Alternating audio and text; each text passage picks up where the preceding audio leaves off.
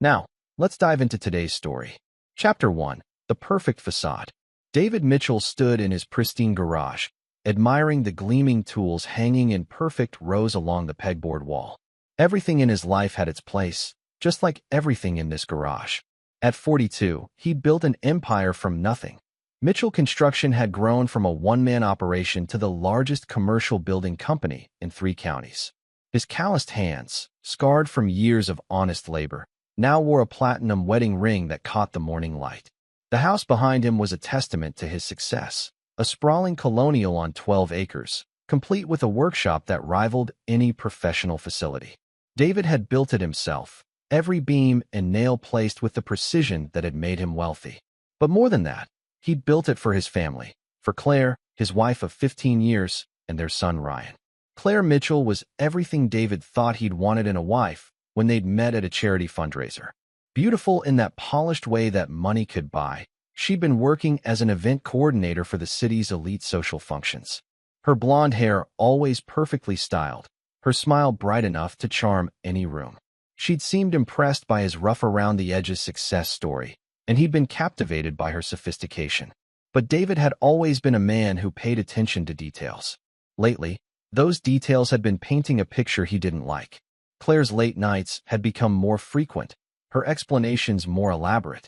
The way she guarded her phone, the new lingerie that never seemed to make an appearance at home, the sudden interest in fitness classes that ran well into the evening. Ryan, their 14-year-old son, had his father's build but his mother's features. The boy was David's pride, smart, athletic, and showing signs of inheriting the Mitchell work ethic. David had been teaching him carpentry and basic construction, hoping to pass down more than just money to the next generation. David's phone buzzed with a text from his foreman, Miguel Santos.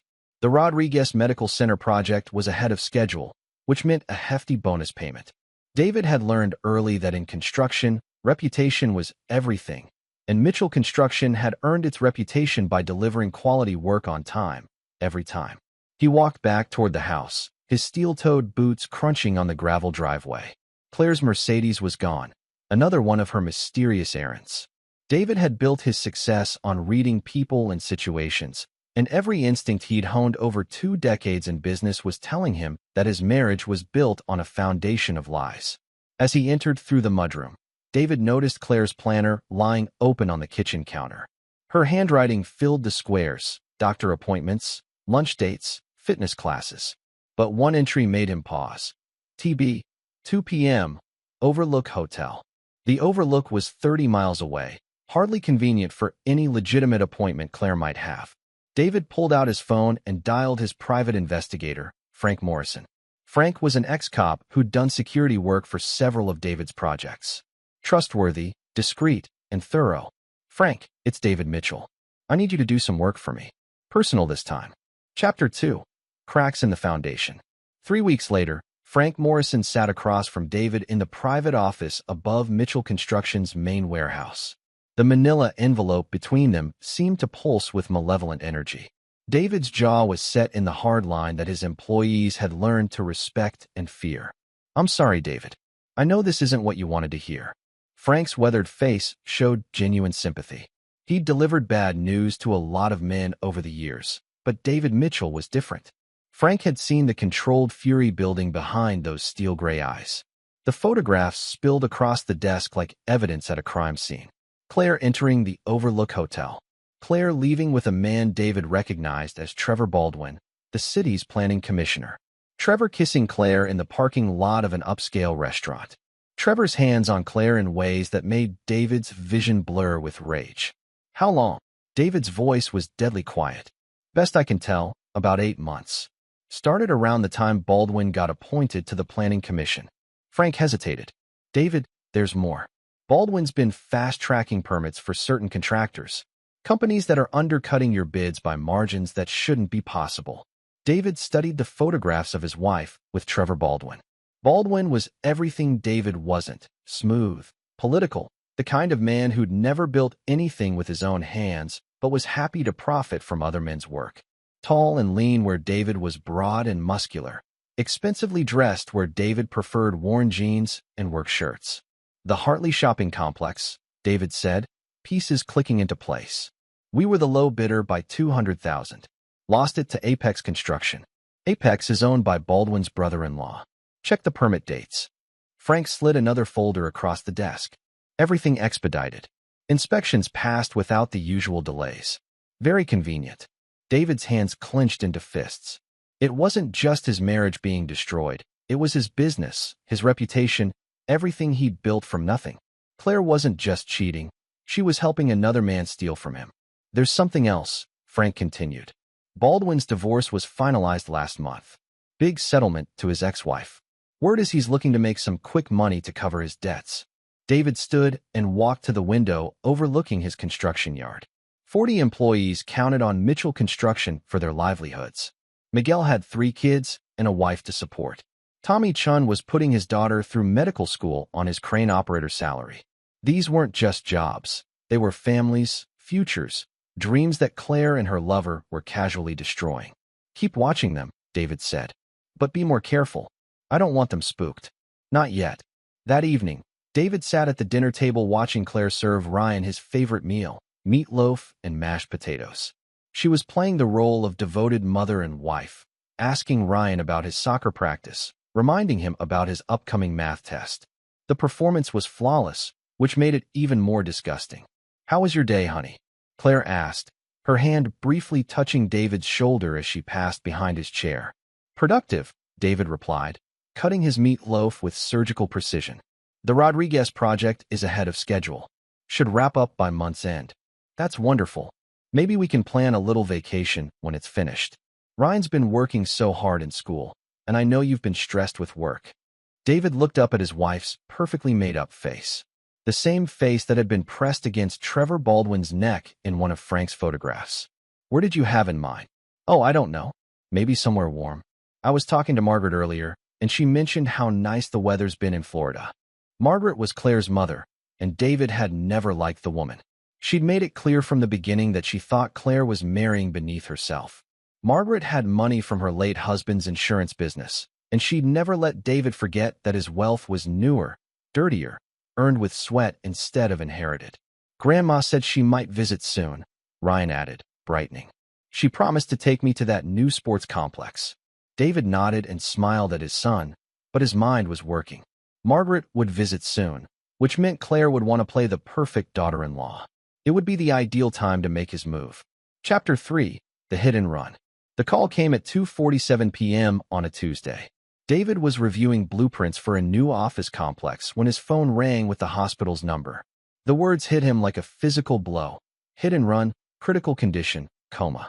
David's hands shook as he drove to St. Mary's Hospital, his pickup truck weaving through traffic.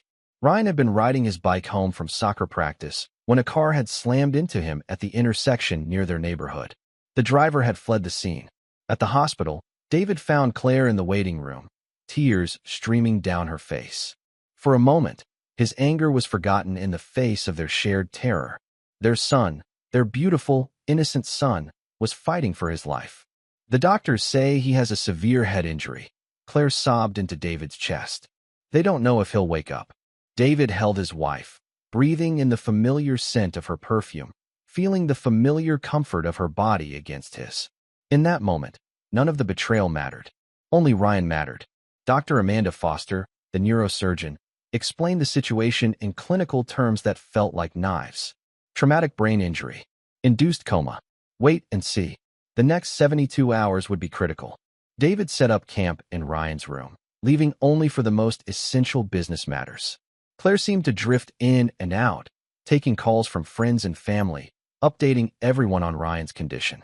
David noticed she stepped out into the hallway for many of these calls, but he was too focused on his son to care about her phone habits.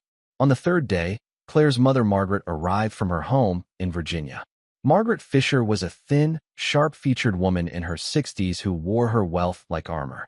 She'd never forgiven David for taking her daughter away from the social circles she'd planned for Claire to marry into. "How is he?" Margaret asked, genuinely concerned about her grandson. "No change," David replied from his chair beside Ryan's bed. "But the swelling in his brain is going down. The doctors say that's encouraging." Margaret settled into the chair on the other side of Ryan's bed, her expensive handbag clutched in her lap. I was so shocked when Claire called. A hit and run. What kind of monster hits a child and just drives away? David had been wondering the same thing. The police had no leads, no witnesses, no security cameras, no debris left behind that might identify the vehicle. It was as if the car had appeared out of nowhere, destroyed their lives, and vanished. That evening, while Margaret sat with Ryan, David stepped out to get coffee. He found Claire in the family lounge, talking on her phone. Her voice was hushed, but he caught fragments. I know. I'm scared too. Can't see you right now. When this is over. David felt the familiar cold rage building in his chest. Even now, with their son in a coma, Claire was talking to her lover. He wanted to grab the phone and confront her, but something stopped him. Instead, he quietly returned to Ryan's room, his mind working.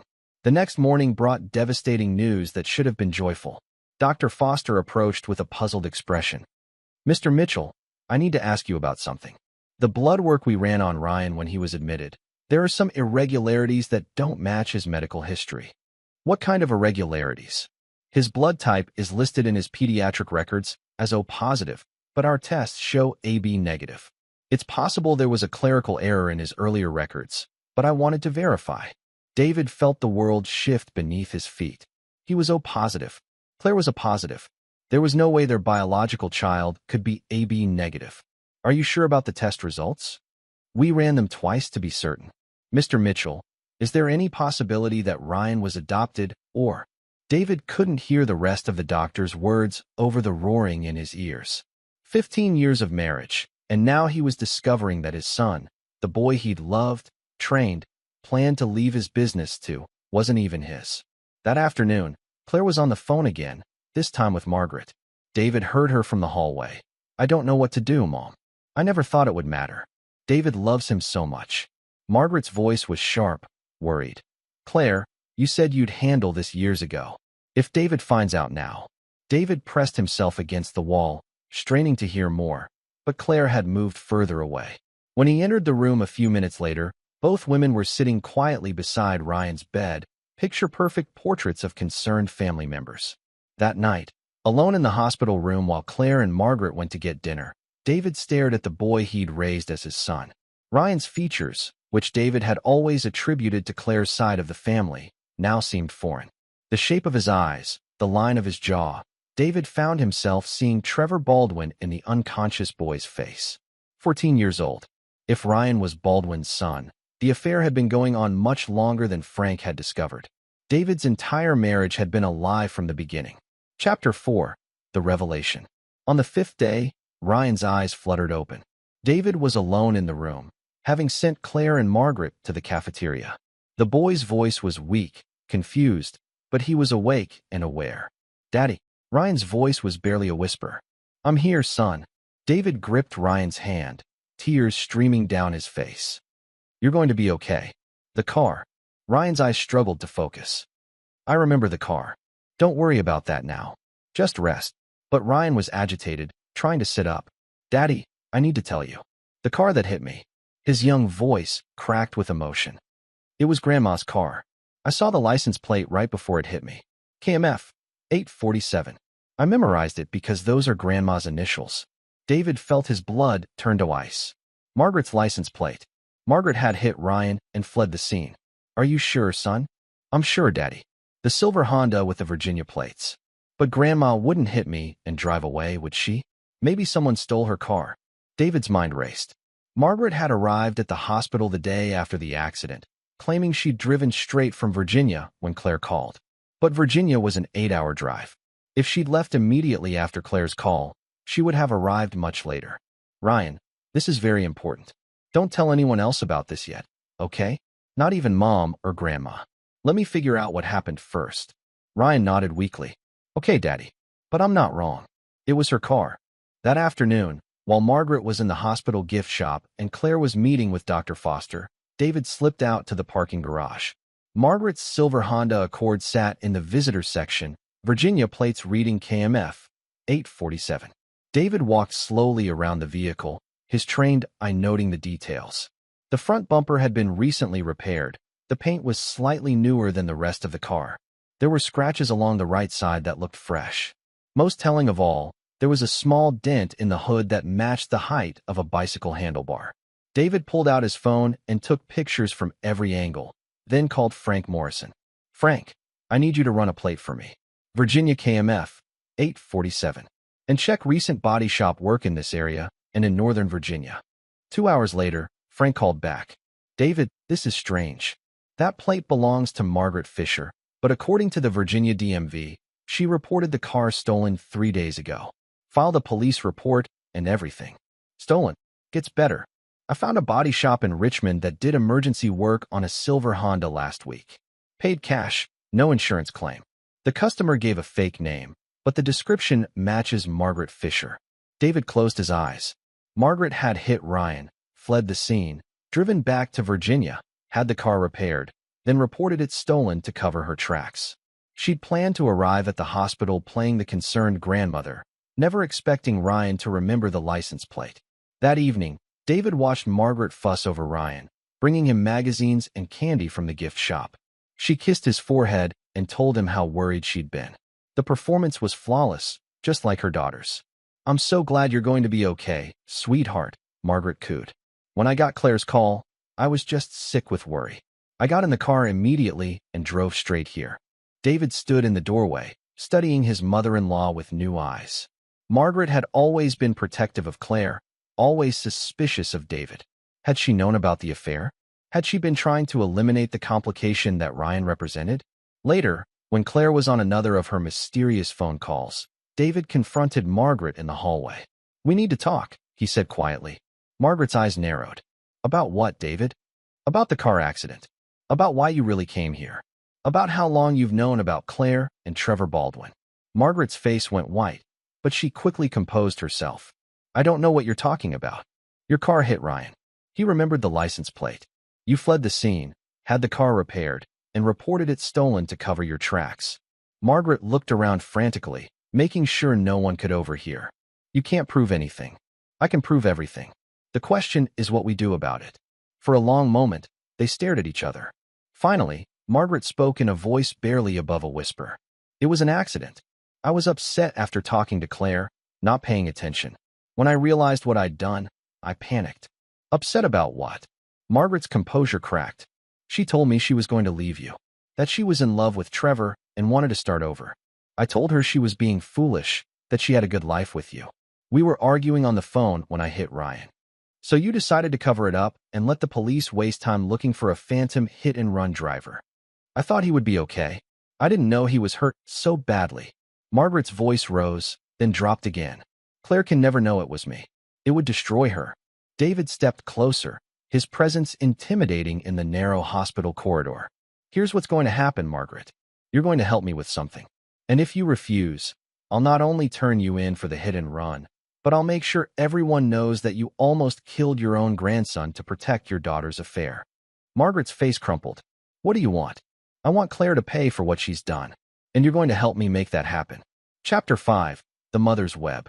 David spent the next week planning while maintaining the facade of the devoted husband and father. Ryan was recovering well, expected to make a full recovery, though he'd be in the hospital for another few days. Claire continued her performance as the concerned wife, though David noticed she was becoming increasingly agitated. Margaret, on the other hand, was now completely under David's control. The hit-and-run evidence was his insurance policy, and Margaret knew it. She'd agreed to help him, though she didn't yet know the full scope of what David had planned. The first phase began when David asked Margaret to invite Claire for a private mother-daughter lunch. "Tell her you need to discuss something important about the family," David instructed. "Make it sound serious." Margaret made the call while David listened from the next room. "Claire, darling, I need to speak with you privately. There are some things about our family that you need to know. Things about your father's business that affect your future." Claire agreed to meet Margaret at the Riverside Country Club, one of Margaret's usual haunts. David had chosen the location carefully, public enough that Claire wouldn't suspect anything, but private enough for the conversation David needed to happen. While Claire was at lunch with her mother, David paid a visit to Trevor Baldwin's office at City Hall. Baldwin was everything David had expected: smooth, confident, the kind of man who'd never faced real consequences for his actions. "Mr. Mitchell, to what do I owe the pleasure?" Baldwin stood from behind his mahogany desk, extending a manicured hand. David didn't take it. Instead, he closed the office door and sat down uninvited. "We need to discuss my wife." Baldwin's face went carefully neutral. "I'm not sure I understand." "Sure you do. Claire Mitchell. The woman you've been sleeping with for the past 8 months. The woman who's been feeding you information about my construction bids." Baldwin sat down slowly, his political instincts kicking in. "Mr. Mitchell, I think there's been some misunderstanding." "No misunderstanding." David pulled out a manila folder and spread several photographs across Baldwin's desk. "This is you and my wife at the Overlook Hotel. This is you two having dinner at Chez Laurent. This is you with your hands all over her in the parking lot." Baldwin stared at the photographs, his face cycling through surprise, fear, and calculation. "What do you want?" "Information. I want to know everything about your relationship with my wife. How it started, what she's told you about me, what promises you've made her, and if I don't cooperate." David leaned forward. "Then these photos go to every newspaper in the county, along with the documentation showing how you've been manipulating the permit process. Your political career ends, your ex-wife's lawyers get very interested in your hidden assets, and my wife becomes your problem full-time." Baldwin was quiet for a long moment, weighing his options. Finally, he spoke. "What specifically do you want to know?" "Start with how it began." For the next hour, Baldwin laid out the sordid details.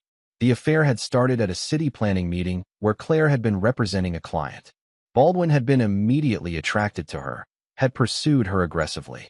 Claire had been receptive, complaining about her marriage, about feeling trapped in a life she'd never really wanted. "She told me you were controlling, that you monitored her every move," Baldwin said. "She said she'd married you for security but had never been happy." David listened without emotion, filing away each revelation. "What about Ryan?" Baldwin shifted uncomfortably. "What about him? Is he your son?" The question hung in the air like a blade. Baldwin's face told David everything he needed to know before the man even spoke. "Claire was pregnant when we met," Baldwin said carefully. "She told me the timing was uncertain. But you think he's yours." "Claire says he might be. We never got a paternity test." David stood up, collecting the photographs. "One more thing. What were your plans? What was Claire going to do about our marriage?" "She was going to leave you. We discussed it. After the Henderson Plaza project was finished, she was going to file for divorce. I was going to help her get a good settlement." David smiled, a cold expression that made Baldwin shrink back in his chair. "Change of plans, Trevor. You're going to help me with something instead." That evening at the hospital, David found Claire sitting beside Ryan's bed, reading him a sports magazine. She looked up when David entered, her smile bright and loving. "How was your day, honey?" she asked. "Productive. Had an interesting meeting at City Hall." "How was lunch with your mother?" Claire's smile faltered slightly. "Fine. She's just worried about things. You know how she gets." David sat down in the chair across from his wife, studying her face. "What kind of things?" "Oh, financial stuff. She's been thinking about her will, making sure everything's in order." Claire's voice was casual, but David could see the tension in her shoulders. "That's thoughtful of her. It's important to plan for the future." "Yes, it is." Claire reached over and took David's hand. "David, I've been thinking about us, about our family. When Ryan gets out of the hospital, maybe we should take that vacation I mentioned. Just the 3 of us." David squeezed her hand gently. "That sounds nice. Where did you have in mind?" "Somewhere far away. Maybe California, or even Europe. Somewhere we can make new memories." David nodded, understanding perfectly. Claire was planning to run. Baldwin had probably told her about David's visit, and now she was trying to buy time to escape with Ryan. "I think that's a wonderful idea," David said. "Why don't you start looking into some options? Money's no object." Claire's relief was visible. "Really? You're not too busy with work?" "Family comes first," David replied. "It always has."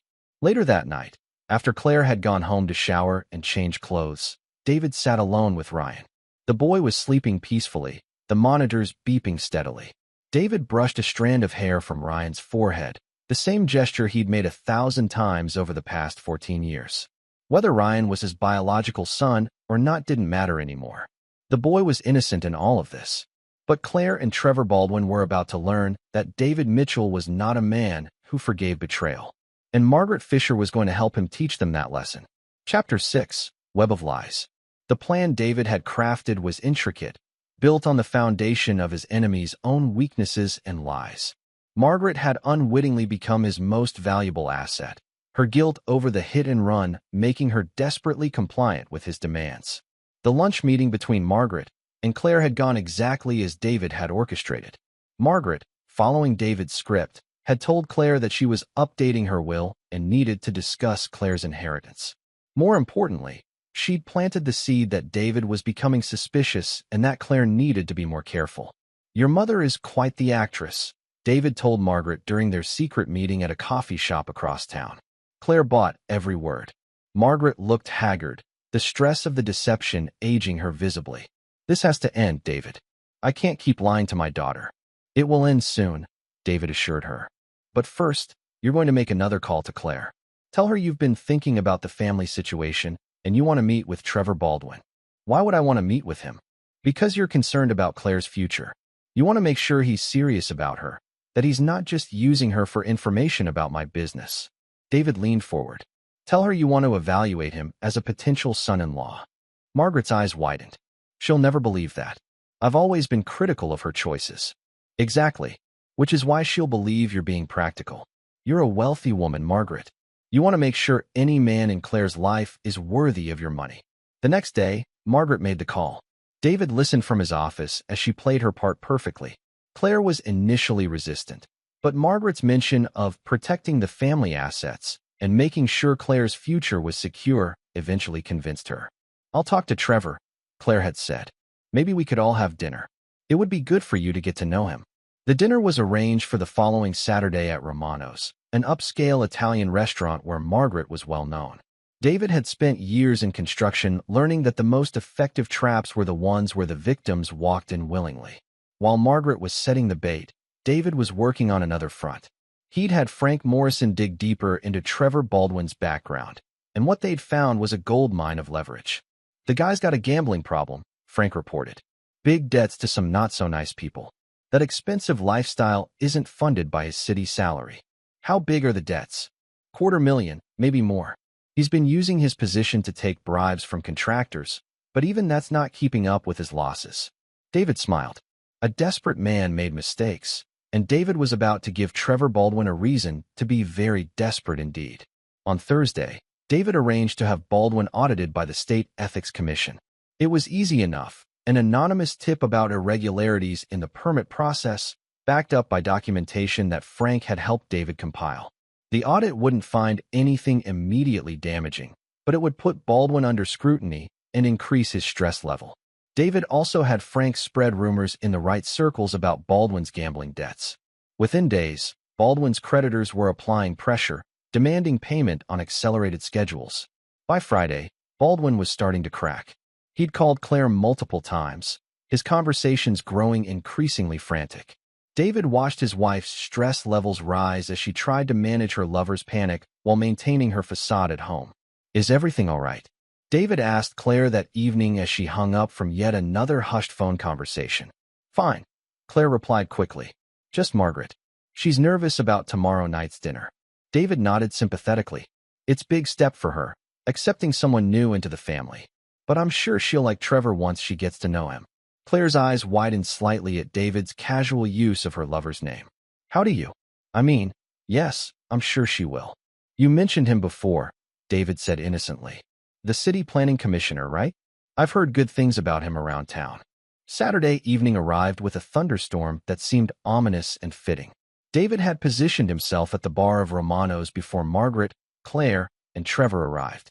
He wore a baseball cap and kept his face turned away, but he could see their table perfectly in the restaurant's mirrors. Trevor Baldwin looked like a man on the edge. His usual polished appearance was slightly disheveled, his movements jerky with nervous energy. Claire was trying to present him in the best light, but David could see the strain in her posture. Margaret played her role beautifully. She questioned Trevor about his career, his financial prospects, his intentions toward Claire. David watched Baldwin grow increasingly uncomfortable as Margaret's questions became more probing. "Claire tells me you're very successful," Margaret said, her voice carrying across the quiet restaurant. "I've always believed that a man's worth can be measured by how he handles his responsibilities." "I do my best," Trevor replied, his voice tight. "That's admirable. Claire's father was the same way, very responsible with money." He taught me that financial stability is the foundation of any good marriage.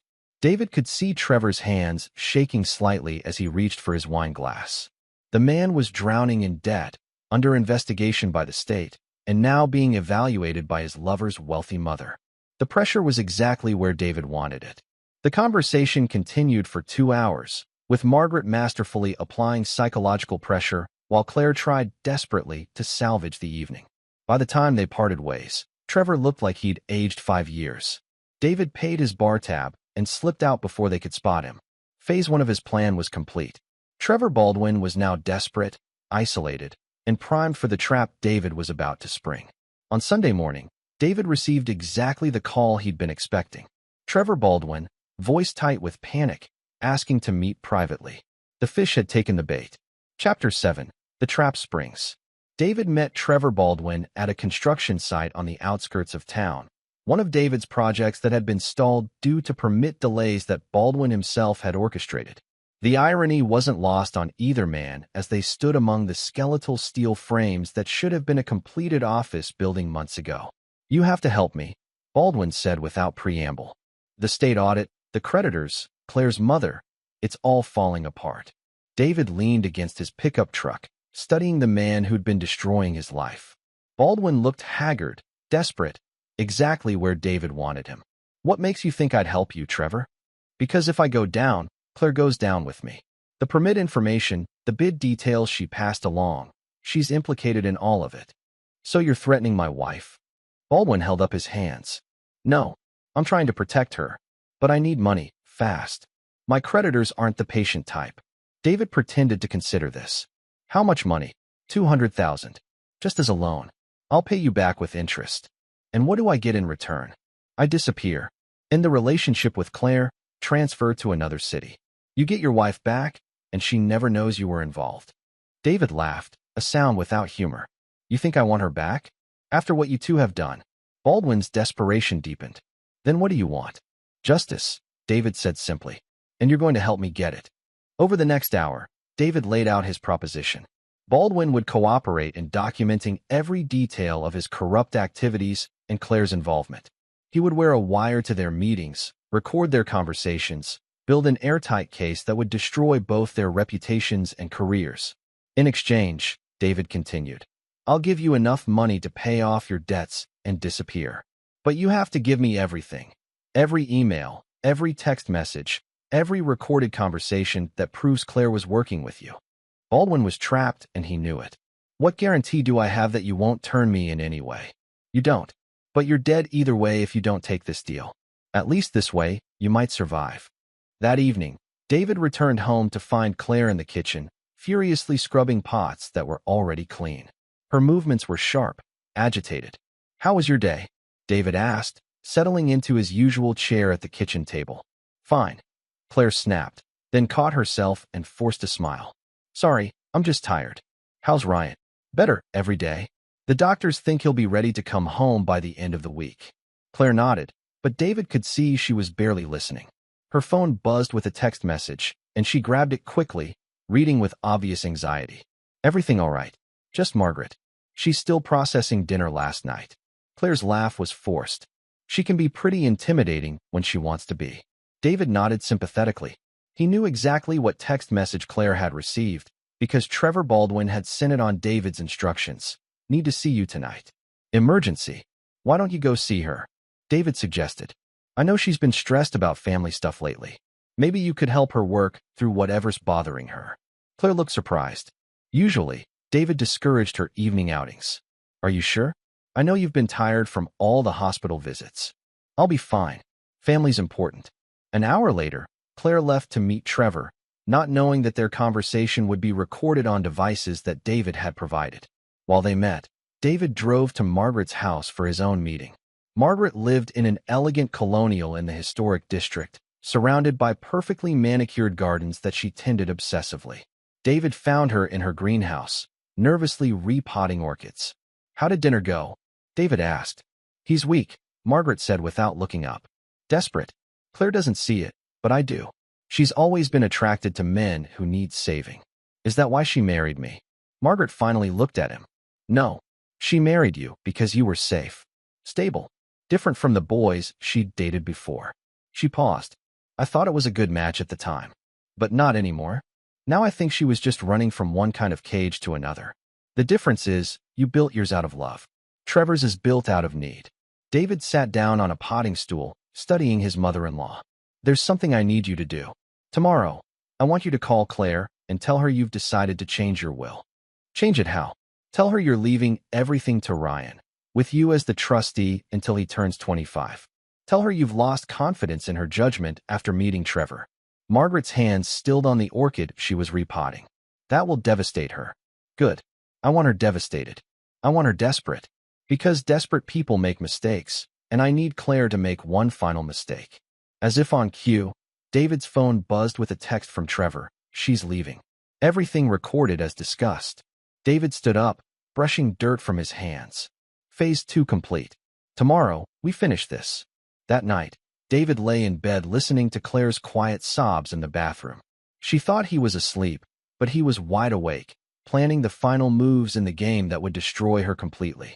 The recording from Trevor's meeting with Claire was everything David had hoped for.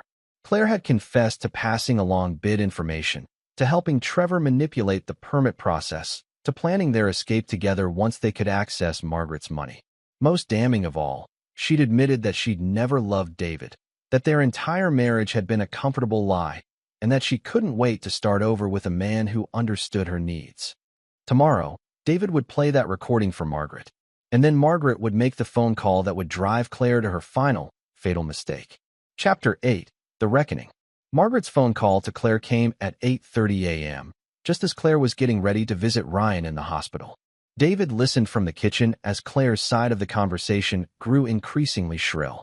What do you mean you're changing your will? Claire's voice rose. Mother, you can't be serious. David could hear Margaret's responses faintly through the phone. Calm, measured, devastating.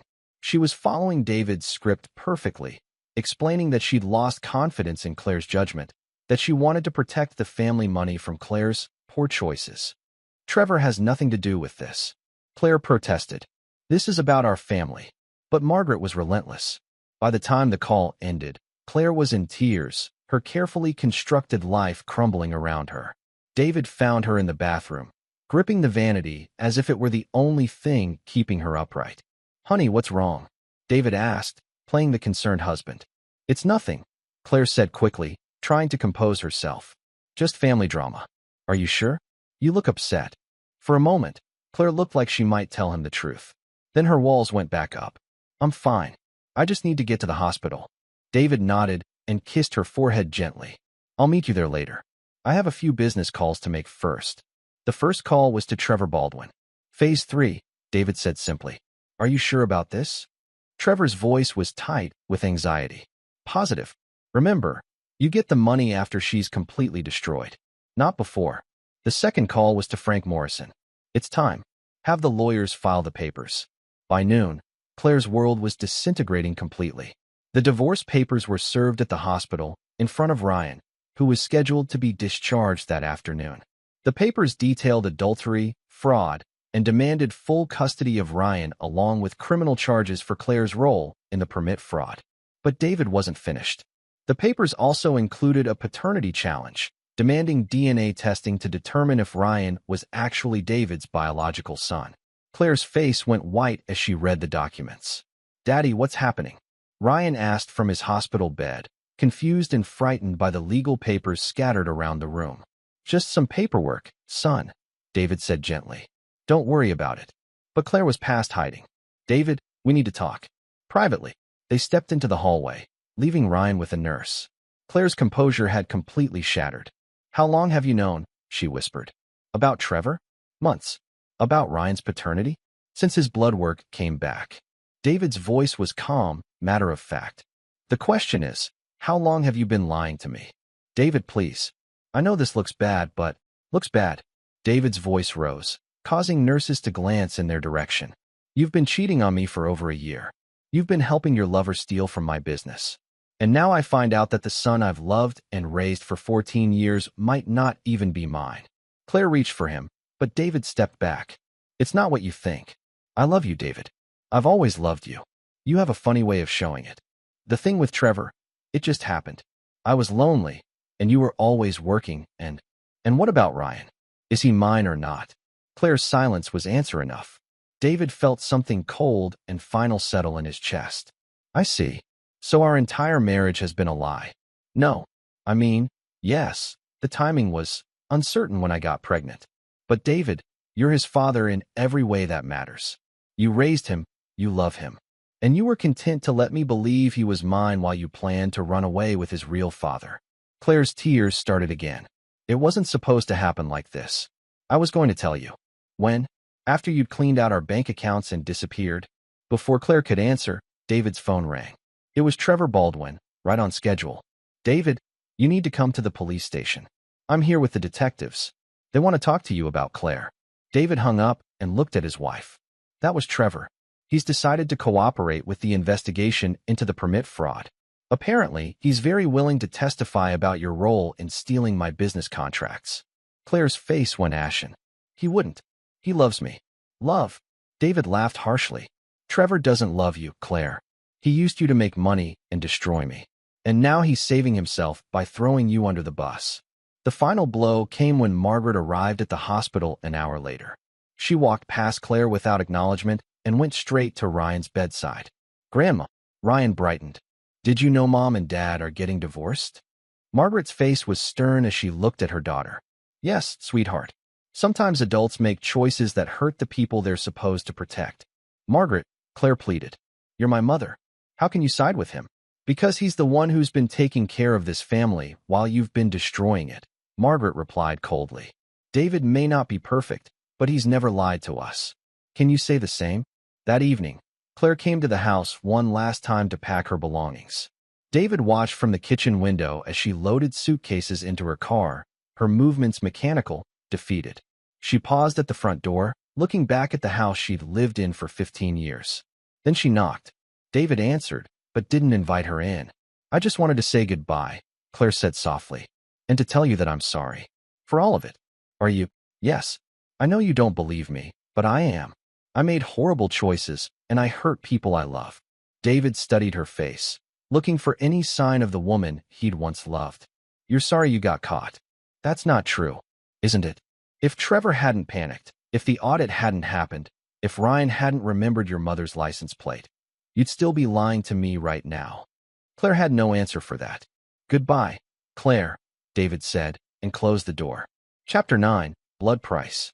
6 months later, David stood in his office overlooking the construction yard where Mitchell Construction had resumed its steady growth. The permits were flowing normally again, the bids were fair, and David's reputation in the industry had actually improved once word spread about how he'd handled his wife's betrayal. Claire was awaiting trial on fraud charges, having been unable to make bail after Trevor Baldwin's testimony detailed her extensive involvement in the permit manipulation scheme. Her mother's money was tied up in legal proceedings, and no one else was willing to help the woman who'd betrayed her husband and business partners. Trevor Baldwin had disappeared after providing his testimony, supposedly relocated through some kind of witness protection arrangement that David had arranged through his contacts. In reality, Baldwin was buried under the foundation of a warehouse David was building outside town.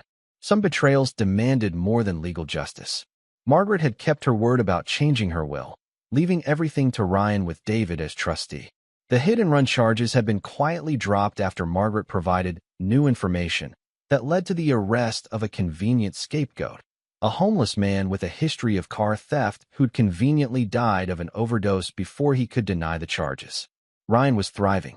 The paternity test had confirmed what David already knew. The boy wasn't his biological son. But David had discovered that blood meant less than loyalty, and Ryan had proven his loyalty by choosing to stay with the man who'd raised him rather than visit the mother who'd lied to him his entire life. I don't care who my real father is, Ryan had told David. You're my dad. That's what matters. The boy had grown up fast in the aftermath of the divorce, understanding more about his mother's betrayal than David had expected. Rather than feeling sorry for Claire, Ryan had been angry about her deception, about her willingness to let David believe a lie for 14 years. David's phone rang, pulling him from his thoughts. It was Frank Morrison. The Claire problem is handled, Frank reported. Prison transport had an accident on the way to court this morning. Single vehicle rollover. No survivors. David felt a cold satisfaction settle in his chest. Claire's trial would have been a prolonged embarrassment, her testimony potentially damaging to his reputation. This was cleaner. What about the investigation? Mechanical failure. These transport vehicles are old, poorly maintained. Accidents happen. David hung up and walked to the window overlooking his domain. Mitchell Construction was stronger than ever, his reputation enhanced by his handling of adversity. Ryan was excelling in school and showing real aptitude for the construction business. Margaret had become a devoted grandmother and business partner, managing the company's finances with the same ruthless efficiency she'd once applied to protecting her daughter's secrets. That evening, David and Ryan worked together in the garage, installing new equipment for the workshop. The boy had his mother's intelligence but David's work ethic, a combination that would serve him well in life. "Dad," Ryan said as they tightened bolts on a new drill press. "What happened to Mom? Was it really an accident?" David continued working, his hands steady on the wrench. "What makes you ask that? Just seems like a lot of bad luck. The fraud charges, the trial, now the accident." David stopped working and looked at his son. The boy was 15 now, old enough to understand certain truths about the world. "Ryan, there's something you need to learn about life. When people betray you, when they try to destroy everything you've built, you have two choices. You can forgive them and hope they've learned their lesson, or you can make sure they never get the chance to hurt you again. And you chose option 2? I chose to protect our family. Your mother made her choices, and those choices had consequences." Ryan nodded slowly, processing this information. "And if someone betrayed me, what would you do?" David smiled, a cold expression that didn't reach his eyes. "The same thing I do to anyone who hurt my son. I destroy them completely." They returned to their work in comfortable silence, the bond between them stronger than any biological connection could have been. David had learned that family wasn't about blood, it was about loyalty, about standing together against the world's betrayals. Outside, snow was beginning to fall, covering the evidence of the foundation work where Trevor Baldwin lay entombed in concrete. Spring would bring new construction projects, new opportunities to build and grow. But David had learned the most important lesson of all. In a world full of betrayers and liars, the only people you could trust were the ones who'd proven their loyalty when everything was at stake. Ryan had passed that test. Margaret had passed it too, in her own way. As for everyone else, well, David had always been good with his hands, building things up, tearing them down, burying the debris where no one would ever find it. The Mitchell legacy would continue, built on a foundation of blood, loyalty, and the understanding that some betrayals could never be forgiven. David had taught his enemies that lesson permanently, and if anyone else tried to threaten his family, they would learn it too.